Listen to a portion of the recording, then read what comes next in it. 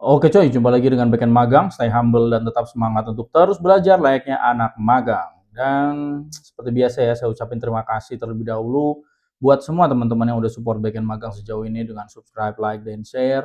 Dan tentunya saya juga harap semua lagi pada nonton itu sehat-sehat terus dan lancar-lancar terus karirnya. Oke, jadi di video kali ini tuh kita bakal bahas lebih detail tentang H3 Hexagon yang dipakai sama Uber itu ya. Tentang intinya sih kenapa sih H3 ini dipakai buat nyimpen lokasi di dunia nyata gitu, segitu pentingnya dipakai gitu kan. Karena di video sebelumnya saya udah bahas kenapa sih aplikasi ride sharing kayak Gojek dan lain-lain, terutama di situ kita belajar dengan kasusnya Uber gitu kan, bisa, apa namanya itu, bisa cepat nemuin, kita dengan driver terdekat dengan lokasi kita gitu kan, di mana di situ Uber itu punya teknologi yang namanya H3 Hexagon gitu kan. Nah, di sini kita bakal bahas detail tentang apa sih gitu kan H3 Hexagon itu. Jadi biar gak banyak cincong, langsung aja let's get it on. Please like, share, comment, and subscribe.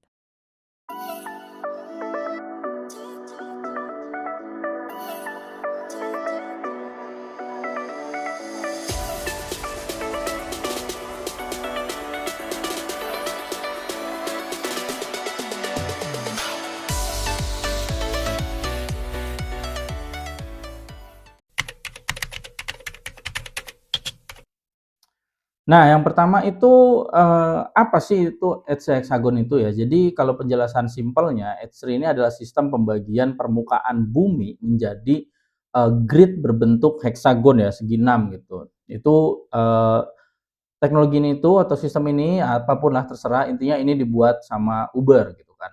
Nah, tujuannya adalah tujuan itu buat representasi lokasi yang konsisten dan efisien untuk analisis spasial seperti heat map, pencarian, terdekat gitu kan, terus pelacakan, ya seperti itu. Jadi, bayangin aja, kita tuh lagi pengen ngebagi peta dunia itu seperti sarang lebah ya, heksagon itu kan kayak sarang lebah gitu kan.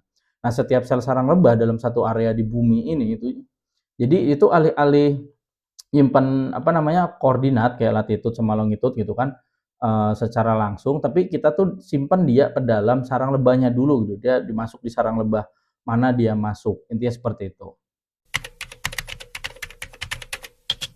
Nah, kenapa sih Bang harus heksagon gitu kan, bukan kotak gitu kan? Nah, penjelasannya tuh gini ya simpelnya, karena heksagon itu kan lebih, apa ya, lebih seragam lah dalam hubungan antar tetangganya gitu loh, bentuknya gitu. Nah, terus juga dia tuh, kurang distorsi lah pada skala yang besar gitu kan dibanding dengan kotak. Terus juga ya ini meniru cara, alam ngebagi ruang ya seperti struktur sarang lebah itu tadi. Teman-teman boleh explore tuh kenapa sih lebah juga struktur sarangnya itu heksagonal gitu, bukan kotak, bukan segitiga gitu kan. Itu udah banyak dibahas, kayaknya dulu pernah dibahas sama Harun Yahya juga pernah itu kenapa sih bentuk sarang lebah itu heksagon. Nah, menerapkan itu di sini juga dibentuk dengan heksagonnya seperti itu. Jadi gini ya, bandingin kalau kita pengen nutupin bola dunia dengan potongan karton gitu. Kalau kita pakai kotak pasti bakal ngelengkung atau ya ada bolong di ujung-ujungnya itu kan. Kalau kita pakai segitiga bakal terlalu banyak. Nah, kalau pakai heksagon ya ini paling stabil dan efisien buat nutupin permukaan lengkung itu tadi. Intinya seperti itu ya. Nah, gimana sih Bang datanya disimpan gitu kan? Nah, jadi intinya gini ya, setiap heksagon itu dia bakal punya ID yang unik atau kita bisa sebut itu adalah H3 index gitu kan. Ini adalah bilangan 64 bit yang berisi resolusi, jadi seberapa besar kecilnya selnya itu, terus posisinya atau di mana dia posisinya dalam dunia gitu kan. Ya bayangin kita tuh nyimpen di loket gede gitu kayak kalau anu tuh ada Amazon Locker ya, Amazon Locker tuh kan dia setiap locker tuh ada ukuran sendiri, ada resolusinya itu kan, terus punya kode posisi juga itu kan. Jadi ketika kita bilang, paket ini nanti masuk ke locker misalnya locker pagar 8A32 gitu. Nah, ini artinya posisi sama ukurannya itu langsung diketahui dari kode itu, intinya gitu. Nah, kalau penjelasan teknisnya, jadi H3 ini adalah sistem indeks spasial ya yang berbasis heksagon tadi yang dikembangkan oleh Uber tadi ya. Jadi setiap heksagon itu dia punya ID unik berupa angka 64 bit yang disebut sebagai H3 index gitu kan. Nah, struktur dari H3 index ini menyimpan informasi kayak satu resolusi yang pertama ya. Nah, resolusi itu gimana sih? Bentar mending saya sebut aja baru saya jelasin satu-satu ya. Intinya yang pertama tuh resolusi gitu kan dan yang kedua tuh, offset dan orientasi. Nah, kita bakal bahas yang resolusinya dulu.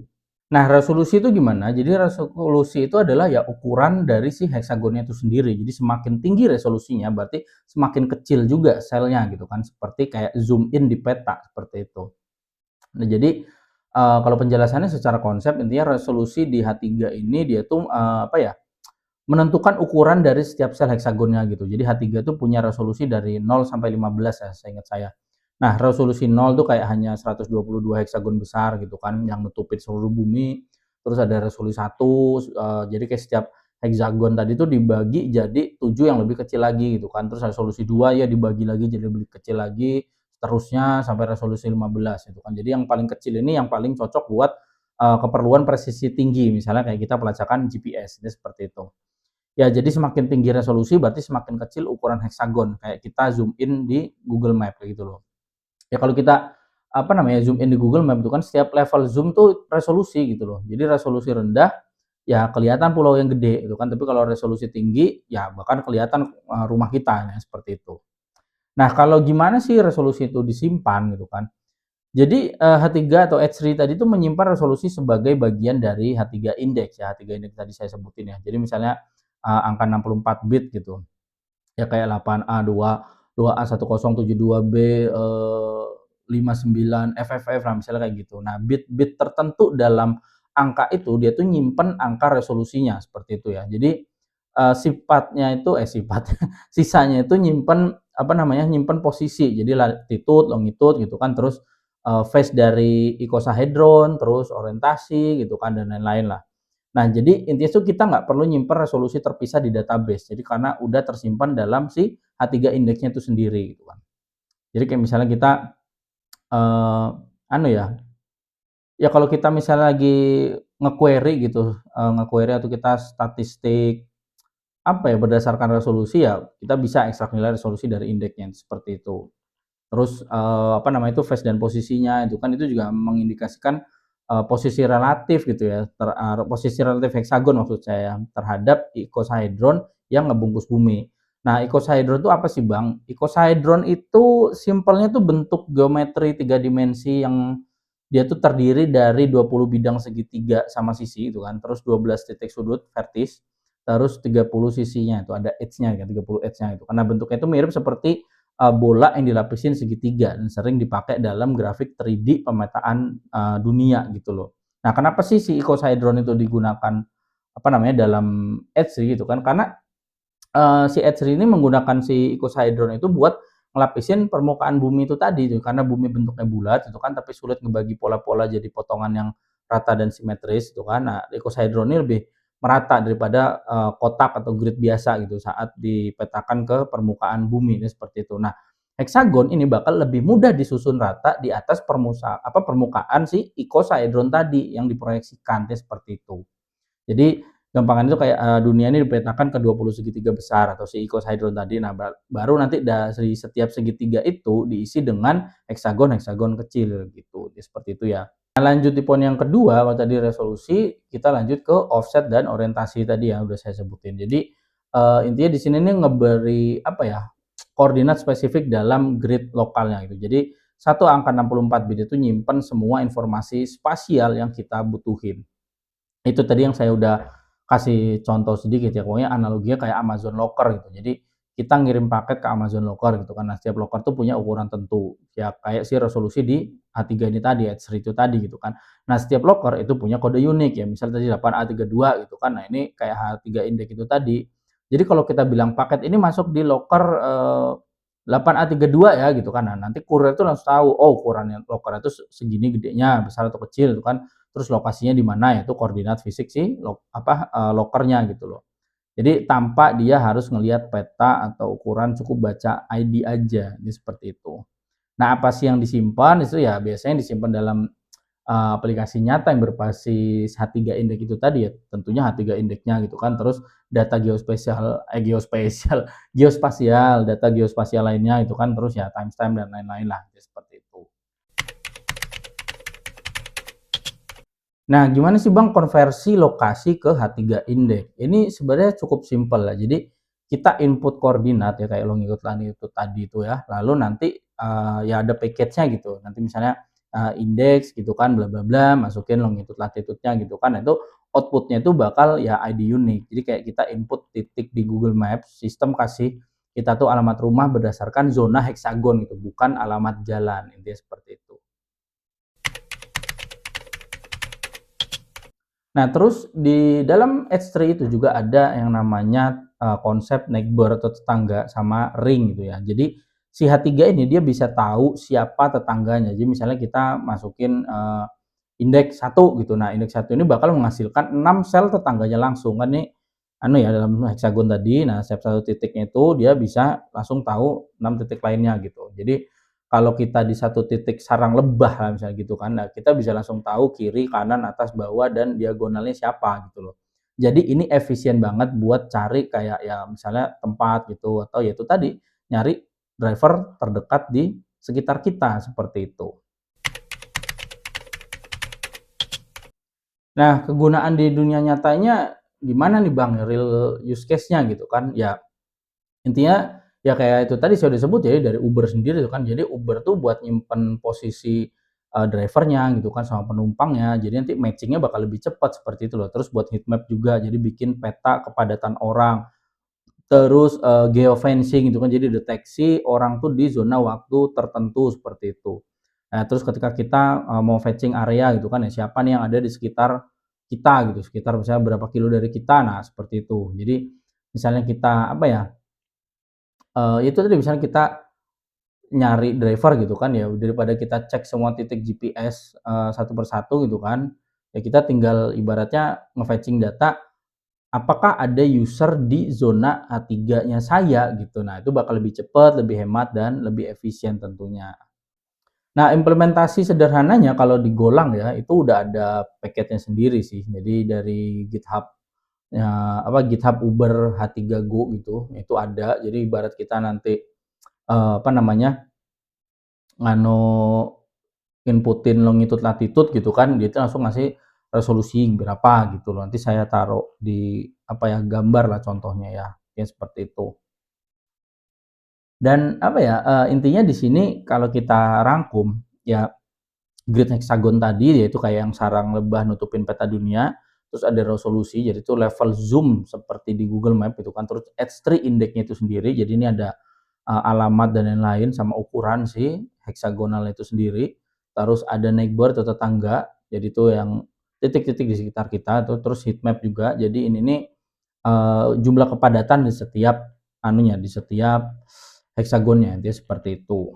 Nah, kalau kita summary lagi, jadi H3 itu apa? Ya, H3 tadi itu sekedar cara ngubah koordinat bumi, itu latitude longitude tadi itu kan menjadi ID unik berbentuk 64 bit itu tadi ya. Jadi itu yang disebut sebagai H3 index gitu, dan menyimpan itu tadi ada resolusi, terus ada posisi lokasinya, terus ada orientasi dan offset relatif terhadap suatu icosahedron di bumi.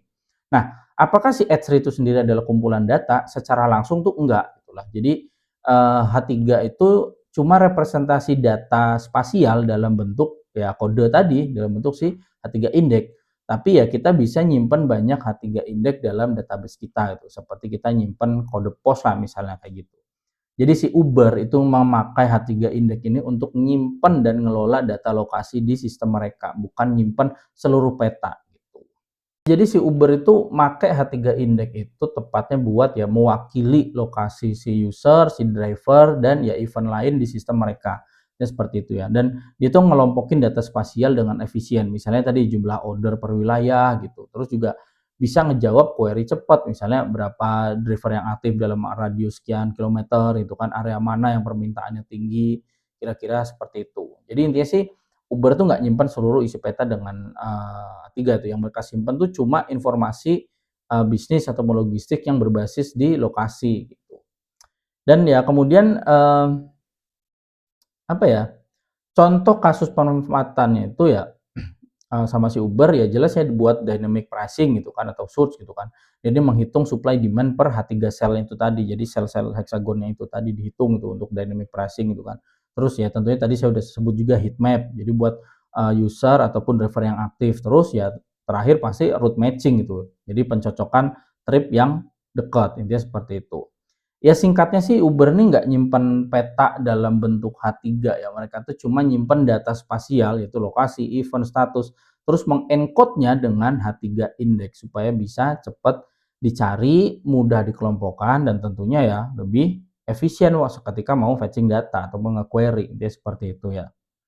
Jadi ya kira-kira itu aja dari saya tentang gimana sih gambaran lumayan detail ya dari, H3 Index, H3 Hexagon itu tadi yang dibikin sama si Uber ya. Nah, insya Allah ini bermanfaat buat teman-teman terutama untuk pengembangan sistem desainnya gitu kan, pengetahuan sistem desainnya.